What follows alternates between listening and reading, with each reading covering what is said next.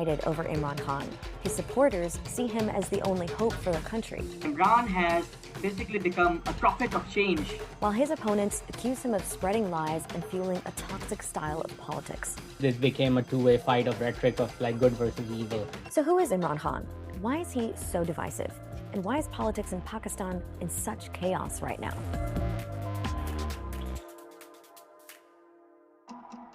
First off, let's run through Imran Khan's backstory. He was born into an upper-class family in Lahore and went to an elite high school. He studied at Oxford University in England, but it was his cricketing career that made him into a superstar. In 1992, he led Pakistan to its first and only World Cup victory, and then retired from the sport. He's easily the greatest Pakistani cricketer of all time. A very glamorous cricketer too. That glamour, of course, brought him to the attention of high society in London. In the early 90s, he was hanging out with rock stars and royalty and married a British aristocrat.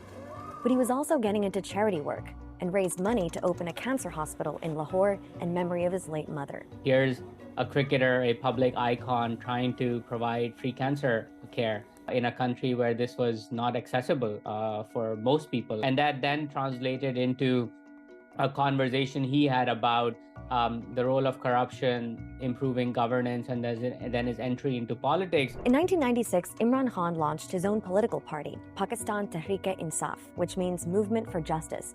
He styled himself as an outsider on an anti-corruption mission, but his political career didn't really take off until 2011. That's when he held 2 rallies in Lahore and Karachi. Tens of thousands of people showed up.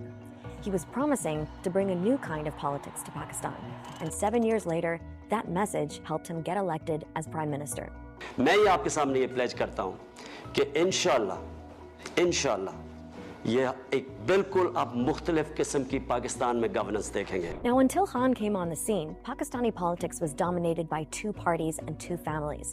The Bhutto family, which is linked to the PPP, and the Sharif family linked to the PMLN. That's the party of the current Prime Minister, Shehbaz Sharif.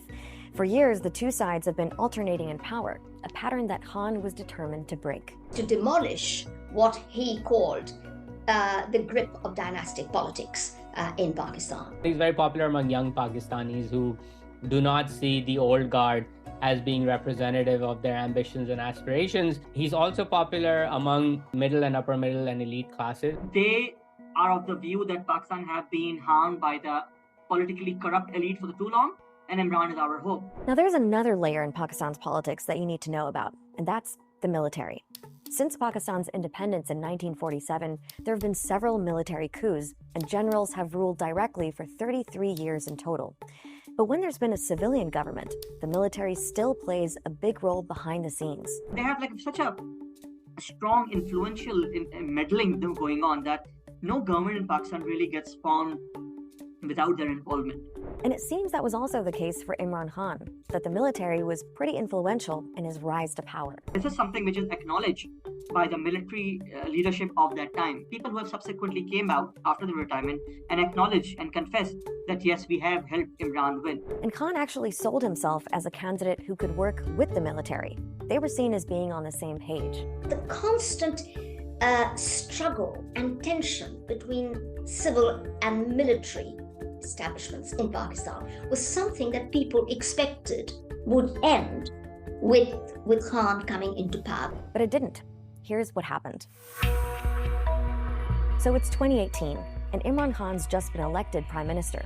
It was actually a pretty contentious election, and his political opponents accused him of fraud.